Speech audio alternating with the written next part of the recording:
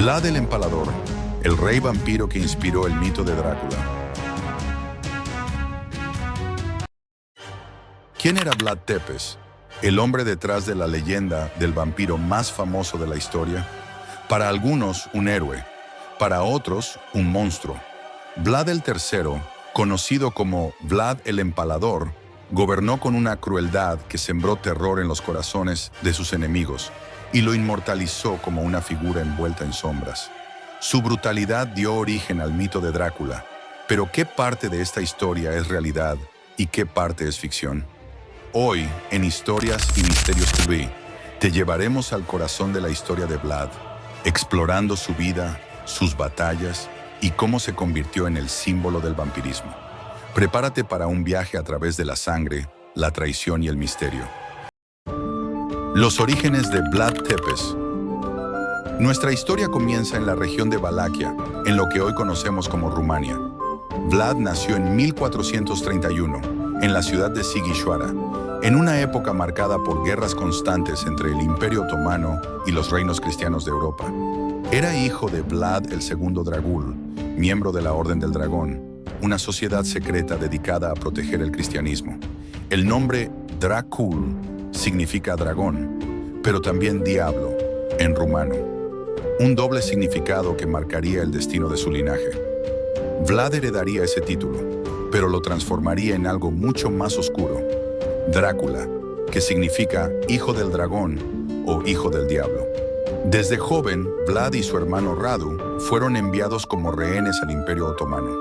Allí, vivieron bajo la constante vigilancia de sus captores, aprendiendo sobre las costumbres y estrategias militares del enemigo. Mientras Radu desarrolló simpatías hacia los otomanos, Vlad cultivó un odio profundo hacia ellos. Se dice que durante este tiempo fue testigo de torturas y ejecuciones brutales, algo que marcó su percepción de la justicia y del poder. La experiencia como rehén no solo fortaleció su carácter, sino que también lo dotó de un entendimiento sobre la psicología del terror. Esta comprensión sería fundamental en su reinado posterior, donde usaría el miedo como una herramienta política y militar. El ascenso al trono de Valaquia. La vida política de Valaquia era un nido de víboras. Tras la muerte de su padre, Vlad el II, y el asesinato de su hermano mayor Mircea, Vlad luchó ferozmente para reclamar el trono. Su ascenso estuvo marcado por intrigas, traiciones y un juego constante de alianzas cambiantes entre los reinos húngaros y el Imperio Otomano. En 1456, Vlad finalmente logró hacerse con el poder, pero gobernar en una región tan inestable no sería tarea fácil. Rodeado de enemigos internos y externos, Vlad adoptó un enfoque despiadado para consolidar su control. Su filosofía era simple: el miedo mantenía el orden. Fue durante este periodo cuando comenzó a ganar su infame apodo, Vlad el Empalador.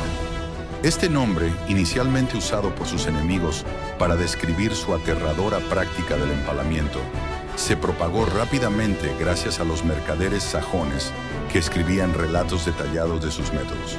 Estas historias, aunque a menudo exageradas, llegaron a otras regiones de Europa, pintando a Vlad como una figura tan temible como fascinante. El empalamiento, su método favorito de ejecución, era tanto un castigo como un espectáculo macabro. Se cuenta que en una sola ocasión mandó empalar a más de 20.000 personas, creando un campo de muerte que aterrorizaría a cualquiera que osara desafiarlo. Este acto no solo consolidó su poder, sino que también envió un mensaje claro a sus enemigos. Cualquier intento de rebelión sería castigado de manera inimaginable. Uno de los episodios más impactantes de su reinado fue su purga de la boyardía, la aristocracia local. Vlad organizó una gran celebración de Pascua, invitando a los nobles a un banquete. Durante la reunión, acusó a los boyardos de traicionar a su familia y ordenó que fueran empalados o enviados a trabajos forzados para reconstruir sus fortalezas. Este movimiento no solo eliminó a posibles conspiradores, sino que también le permitió rodearse de aliados más leales. La guerra contra los otomanos. El momento más célebre del reinado de Vlad llegó con su resistencia contra el sultán otomano Mehmed II.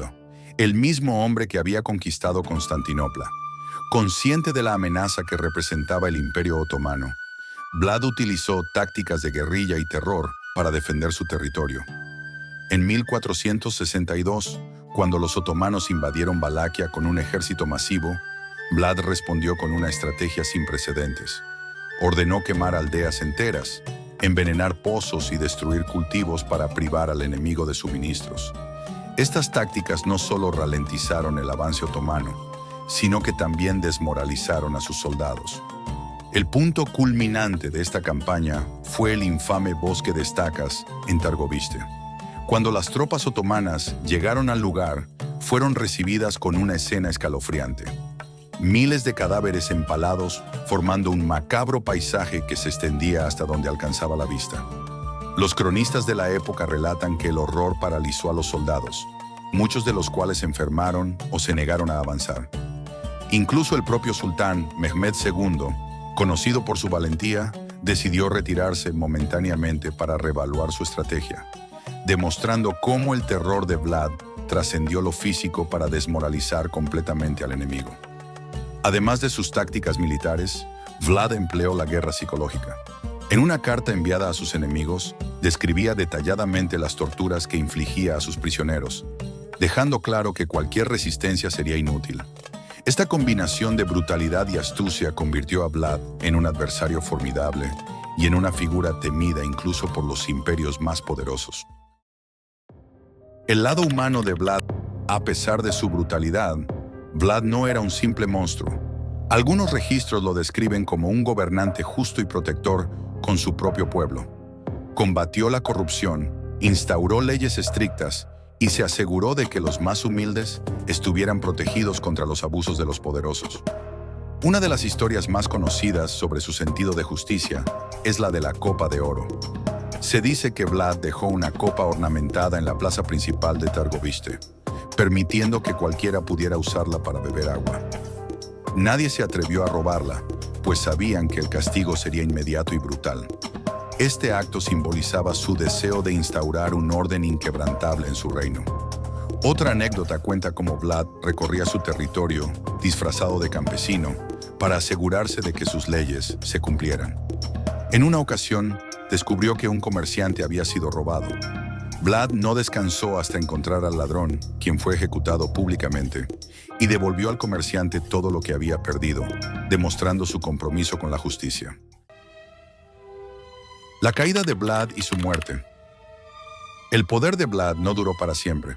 Su estilo de gobierno despiadado le valió numerosos enemigos, tanto internos como externos. En 1462, fue traicionado y capturado por el rey húngaro Matías Corvino, quien lo mantuvo encarcelado durante más de una década. Durante este tiempo, Vlad tejió alianzas y luchó por recuperar su trono. Finalmente, en 1476, logró retomar el control de Valaquia, aunque su victoria fue efímera. Poco tiempo después, Vlad murió en una emboscada cuyo responsable exacto sigue siendo un misterio. Algunos creen que fue traicionado por sus propios soldados, mientras que otros sugieren que cayó en una batalla contra los otomanos. Su cabeza fue enviada al sultán otomano como prueba de su muerte, pero su cuerpo nunca fue encontrado. Este detalle ha dejado perplejos a los historiadores durante siglos y ha dado lugar a innumerables teorías. Algunos creen que su cadáver fue escondido por seguidores leales para proteger su legado, mientras que otros sugieren que fue robado por enemigos que querían borrar todo rastro de su existencia. Esta ausencia física ha alimentado la leyenda de que Vlad no solo venció a sus enemigos en vida, sino que también trascendió la muerte, consolidando su lugar como una figura inmortal en el imaginario colectivo. La leyenda de Drácula. Después de su muerte, la figura de Vlad se entrelazó con el mito del vampirismo. La conexión más famosa proviene de Bram Stoker, quien en 1897 publicó su novela Drácula. Aunque Stoker nunca visitó Rumania, se inspiró en los relatos de la brutalidad de Vlad para crear a su icónico conde vampiro. En la cultura popular, Vlad ha sido representado como un monstruo y un héroe, dependiendo de la perspectiva. En Rumania, muchos lo consideran un símbolo de resistencia y patriotismo, un líder que protegió su tierra contra invasores extranjeros. Por otro lado, en Occidente, su figura ha sido demonizada, convirtiéndose en el arquetipo del vampiro moderno. Conclusión. Vlad Tepes, el hombre tras la leyenda de Drácula, dejó una marca imborrable en la historia. Entre la brutalidad y el poder, su figura sigue siendo un misterio. ¿Héroe o monstruo? Esa respuesta depende de la perspectiva, pero su legado, que fusiona realidad y mito, permanece intacto. Gracias por acompañarnos en este viaje. No olvides suscribirte a Historias y Misterios TV para más historias fascinantes. Hasta la próxima.